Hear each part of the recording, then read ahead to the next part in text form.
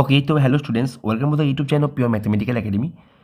तो आज ये जो क्वेश्चन डिस्कस करेंगे ये एक मेमोरी बेस्ड क्वेश्चन है। गेट 2024 एग्जाम जो हो गया था उनका ही एक मेमोरी बेस्ड क्वेश्चन है। जैसे गेट 2024 एग्जाम जिस दिन हुआ था उसी दिन नाइट पे हमने एक मेमोरी बेस्ड सोल्यूशन दिया था, पार्ट 1 दे दिया था। ठीक है, अभी बीच में मैं थोड़ा सा बिजी हो गया, इसके कारण मैंने उसको कंटिन्यू नहीं कर पाया। तो आज एक क्वेश्चन को लेके मैं डिस्कस कर रहे हैं पार्ट 2।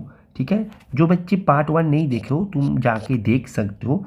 ठीक है, वहाँ पे हमने 3 से 4 क्वेश्चन को लेके डिस्कस किया था और आज ये वीडियो में हम केवल इसी को ही लेके डिस्कस करेंगे। ठीक है, तो ये एक मेमोरी बेस्ड क्वेश्चन है। इसका कंप्लीट सोल्यूशन जो है वो ऑफिशियली क्वेश्चन पब्लिश होने के बाद हम डिस्कस करेंगे, जैसे हम रेगुलरली डिस्कस करते रहते हैं।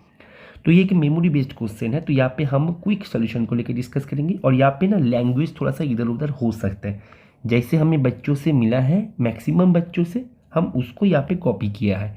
ठीक है, तो मेमोरी बेस्ड है, थोड़ा सा इधर उधर हो सकता है, तुम लोग थोड़ा सा कंसिडर कर लेना। तो चले आते हैं इसका सोल्यूशन की तरफ। टी एक मैट्रिक्स दे के रखा है, सॉरी टी एक लीनियर ट्रांसफॉर्मेशन दे के रखा है जिसका आइगन वैल्यू 1 एंड 2 ही होगा।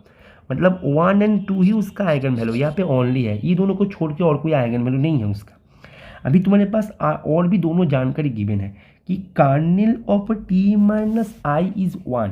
तो टी माइनस आई जो है ये मैट्रिक्स का नलिटी 1 है। तो यहाँ से ये तो पता लग गया कि टी जो ट्रांसफॉर्मेशन है, टी ट्रांसफॉर्मेशन का जो आइगन वैल्यू तुम्हारे पास दे के रखे थे 1 एंड 2, तो 1 आइगन वैल्यू के करस्पॉन्डिंग मैं यदि जीएम की बात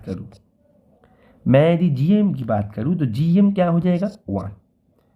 अभी rank of T minus 2i, ये जो मैट्रिक्स है ये मैट्रिक्स का रैंक दे के रखा 2। अभी हम काम कर रहे हैं फाइनाइट डायमेंशन के ऊपर, तो फाइनाइट डायमेंशन के ऊपर हम रैंक नलिटी थ्योरम को अप्लाई कर सकते हैं। तो रैंक नलिटी थ्योरम के अनुसार तुम मुझे बताओ नलिटी क्या होगा टी माइनस 2i का, ये भी तो 2 हो जाएगा। तो नलिटी टी माइनस 2i का 2 है, दैट मीन्स 2 जो आइगन वैल्यू है किसका, टी का, टी का 2 जो आइगन वैल्यू है उसके करस्पॉन्डिंग जो जी एम है ये क्या हो जाएगा 2, क्योंकि नलिटी आ गया 2। तो जी एम जो है, जी एम जो आते हैं ना, जो जी एम आते हैं उतने ही संख्या में हमें इसके करस्पॉन्डिंग जॉर्डन ब्लॉक्स मिलता है जेसी फॉर्म में। तुम्हें यहाँ पे देखो पॉसिबल जेसी फॉर्म पूछा गया है। ठीक है, तो जेसी फॉर्म में कोई भी आइगन वैल्यू का जो जीएम होता है वही संख्या में जॉर्डन ब्लॉक्स आते हैं, तो 2 के जीएम क्या है 2, तो 2 के करस्पॉन्डिंग जॉर्डन ब्लॉक्स कितने मिलेगा 2 मिलेगा। 1 के करस्पॉन्डिंग जॉर्डन ब्लॉक्स कितने मिलेगा 1 मिलेगा जॉर्डन ब्लॉक्स। तो 2 के करस्पॉन्डिंग जॉर्डन ब्लॉक्स मिलना चाहिए, तो 2 के करस्पॉन्डिंग जॉर्डन ब्लॉक्स मिलना चाहिए 2। अभी तुम ऑप्शन सी की तरफ नजर डालो, ऑप्शन सी में 2 के करस्पॉन्डिंग जॉर्डन ब्लॉक्स मिल गया केवल 1। तो ये गलत है क्योंकि हमें 2 के करस्पॉन्डिंग जॉर्डन ब्लॉक्स कितना मिलना चाहिए 2 मिलना चाहिए। अभी देखो यहाँ पे 2 के करस्पॉन्डिंग जॉर्डन ब्लॉक्स कितना मिल गया 1 मिल गया, ये भी गलत है।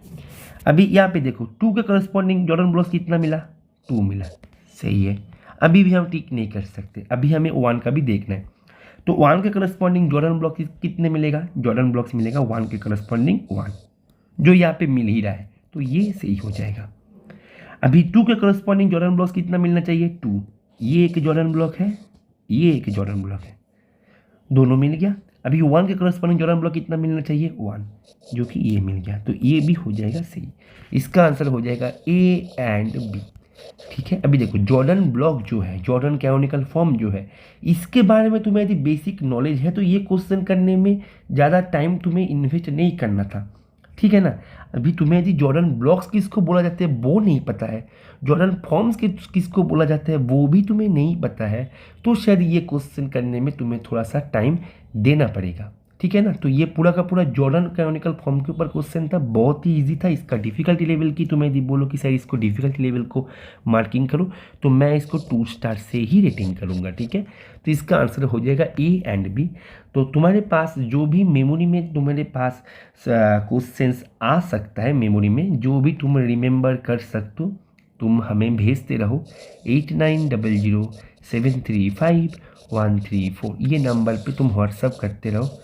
ठीक है, हम अपना टाइम करके एक मेमोरी बेस्ड सोल्यूशन फिर से हम अपलोड कर देंगे। ठीक है, जो भी तुम्हारे मेमोरी में आ रहा है क्वेश्चन, ठीक है, तुम भेजते रहो। जो क्वेश्चन मैक्सिमम बच्चे भेजेगा हम उनको लेके ही डिस्कस करेंगे। ठीक है, ये हमारा व्हाट्सअप नंबर है, यहाँ पे तुम व्हाट्सअप कर सकते हो। ओके चलो, थैंक यू, हैप्पी लर्निंग।